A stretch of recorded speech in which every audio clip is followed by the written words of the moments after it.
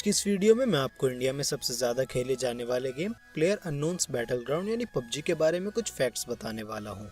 दोस्तों, पबजी बहुत तेजी से ना कुछ से बहुत कुछ बन गया है और इसीलिए इस गेम के बारे में बहुत से ऐसे अनोखे फैक्ट्स हैं जो शायद आपको ना पता हो। अब क्योंकि लाखों लोग पबजी को इतना ज्यादा पसंद करते हैं तो इसलिए मैंने सोचा कि क्यों ना मैं भी आपको पबजी के कुछ अनोखे फैक्ट्स बता दूं। लेकिन वीडियो शुरू करने से पहले मैं आपको बताना चाहता हूँ कि इस वीडियो में मैं पबजी मोबाइल और पबजी पीसी दोनों के ही फैक्ट्स के बारे में बताऊंगा। नंबर 1, क्या आपको पता है पबजी सबसे पहले वजूद में डेजी एड-ऑन के रूप में आर्मर 2 के मॉड के तौर पर आया था, लेकिन जब उसके बाद डेजी का ओरिजिनल स्टैंडअलोन गेम रिलीज हो गया तो ब्रेंडन ने इसे आर्मर 3 के लिए बना दिया था। पर ये सभी मॉडिंग प्रोसेस के दौरान ब्रेंडन कुछ भी पैसा नहीं कमा रहे थे, लेकिन उनके मॉड्स का अनोखा कॉन्सेप्ट बहुत ही ज्यादा पॉपुलर हो गया था और इसी वजह से सोनी ऑनलाइन एंटरटेनमेंट ने ब्रेंडन के आइडियाज को लाइसेंस कर लिया था अपना खुद का बैटल रॉयल स्टाइल गेम बनाने के लिए। नंबर 2, पबजी के टाइटल में प्लेयर अननोन इसलिए इस्तेमाल किया जाता है क्योंकि गेम के डायरेक्टर ब्रेंडन का गेमिंग नेम प्लेयर अननोन है और जब ब्रेंडन आर्मर 2 के लिए मॉड बना रहे थे तो उस वक्त उनके कैरेक्टर का डिफॉल्ट नेम प्लेयर 1 था, जिसे उन्होंने बदलकर प्लेयर अननोन कर दिया था। और ये नाम ब्रेंडन को इतना ज्यादा कूल लगा कि वो तब से लेकर आज तक भी इस नाम का इस्तेमाल कर रहे हैं। इसके साथ ही ब्रेंडन ने अपना नाम प्लेयर अननोन इस वजह से भी रखा है क्योंकि उन्हें अपनी पहचान ज्यादा लोगों को बताना पसंद नहीं है, पर क्योंकि अब उनका बनाया हुआ गेम दिन ब दिन और भी ज्यादा बड़ा होता जा रहा है, इस वजह से अब लोग उन्हें हर जगह ही पहचानने लगे हैं। ब्रेंडन मॉडर के साथ साथ डीजे, फोटोग्राफर और डिजाइनर भी हैं, लेकिन उनका कहना है कि वो किसी भी चीज में इतने ज्यादा परफेक्ट नहीं है जितने परफेक्ट वो मॉड्स बनाने में हैं।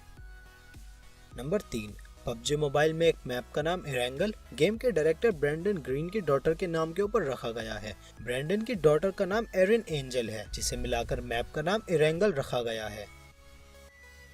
नंबर 4, पबजी कितना ज्यादा पॉपुलर है इसका अंदाजा इसी बात से लगाया जा सकता है कि इसको खेलने वाले कई गेमर्स $1000 यानी करीब 70,000 रुपए एक वर्चुअल बंडाना को खरीदने में खर्च कर चुके हैं। ये बंडाना ओरिजिनली गेम के प्री ऑर्डर वर्जन में एक क्रेट के साथ फ्री मिलता था। पूरे गेम में ही इस क्रेट के अलावा ऐसी कोई और क्रेट नहीं है जिसमें ये बंडाना आपको मिल सकता है, लेकिन लोगों के ऊपर पबजी का इतना ज्यादा क्रेज है कि वो इसे $1000 तक देकर खरीद लेते हैं।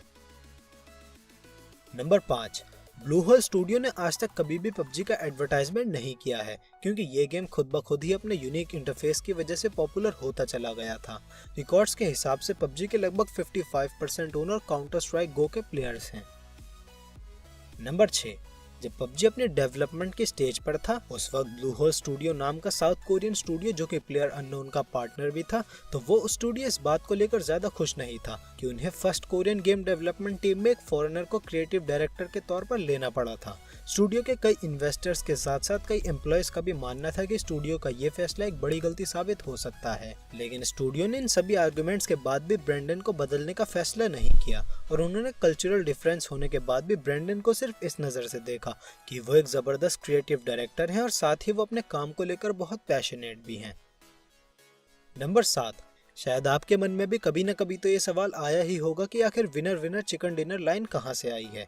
अगर आपने हॉलीवुड मूवी 21 देखी है तो शायद आपने ये लाइन पहले भी सुनी हो, क्योंकि इस फ्रेज का इस्तेमाल गैम्बलर्स अपनी बैट जीतने पर करते हैं और इसको कहने से ये मतलब होता है कि अब जो भी गैम्बल जीता है वो किसी भी पास के रेस्टोरेंट में जाकर चिकन डिनर खाएगा। लेकिन कई लोगों के मुताबिक ये फ्रेज इससे भी कहीं ज्यादा पुराना है। बहुत से ऑथर और हिस्टोरियंस का कहना है कि इस फ्रेज का इस्तेमाल लोग द ग्रेट डिप्रेशन के दौर में छोटे मोटे गेम्स में जीतने पर करते थे, क्योंकि तब बैट जीतने के बाद विनर बैट के पैसों से चिकन डिनर अफोर्ड कर पाता था।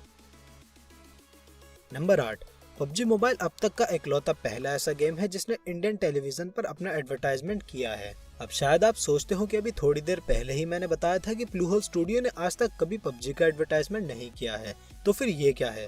तो दोस्तों, असल में स्टूडियो ने एडवर्टाइजमेंट पबजी मोबाइल के लिए करवाया था, न कि पबजी पीसी के लिए, और वो एडवर्टाइजमेंट ना करवाने वाला फैक्ट पबजी पीसी के लिए है। नंबर 9, पबजी के अल्फा वर्जन में एक 2D रीप्ले का भी फीचर था, जो कि ज्यादा कुछ तो नहीं लेकिन मैप्स पर कुछ डॉट्स के रूप में सभी प्लेयर्स की कुछ देर पहले की लोकेशन दिखाता था। वैसे तो ये फीचर इतना ज्यादा खास नहीं लगता है, लेकिन अगर ये ओरिजिनल गेम में भी होता तो प्लेयर्स को आसानी से एक बर्ड व्यू मिलता, जिससे वो अपने एनिमी को पास आने से पहले ही लोकेट कर पाते और आसानी से गेम जीत पाते। नंबर 10, पबजी मोबाइल में सिर्फ रॉयल पास को इंट्रोड्यूस करने की वजह से ही कंपनी का रेवेन्यू लगभग 365% तक बढ़ चुका है। अब आगे बढ़ने से पहले अगर आपने अभी तक चैनल को सब्सक्राइब नहीं किया है तो सब्सक्राइब कर दीजिए और उसके बराबर में बने बेल आइकन को भी प्रेस कर दीजिए, जिससे फ्यूचर में अपलोड होने वाली वीडियोस की नोटिफिकेशन आपको सबसे पहले मिल सके।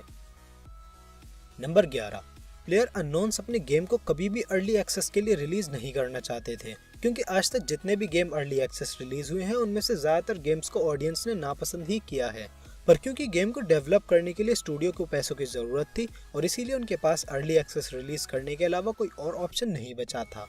पर स्टूडियो ने फैसला किया कि वो गेम को अर्ली एक्सेस के लिए तब तक रिलीज नहीं करेंगे जब तक वो अच्छे से स्टेबल नहीं हो जाएगा, और इसीलिए गेम का early access version alpha version की बजाय बीटा वर्जन था।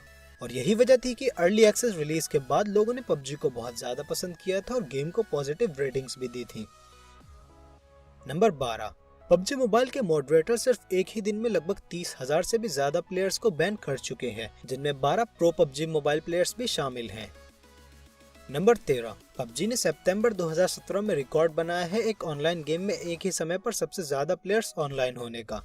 इससे पहले ये रिकॉर्ड डोटा 2 के नाम पर था, जिसे बैटल ग्राउंड के 13,42,857 प्लेयर्स ने एक ही समय पर एक साथ ऑनलाइन रहकर तोड़ दिया था। ये एक ऐसा रिकॉर्ड है जिसे शायद ही आने वाला कोई और ऑनलाइन बैटल रॉयल गेम तोड़ पाए। नंबर 14, शायद ये सुनकर आपको थोड़ा गर्व महसूस हो कि पबजी मोबाइल के प्लेयर्स की संख्या पबजी पीसी से भी ज्यादा है।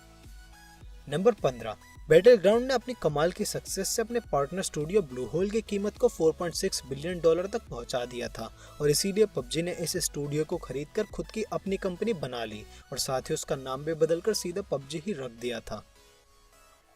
नंबर 16, अगर आप पबजी मोबाइल खेलते हैं तो आपका बॉट्स से कभी ना कभी तो सामना हुआ ही होगा। तब शायद आपके मन में भी ये सवाल आया हो कि जब इतने सारे लोग पबजी मोबाइल खेलते हैं तो फिर गेम में बॉट्स को इंक्लूड करने की क्या जरूरत है।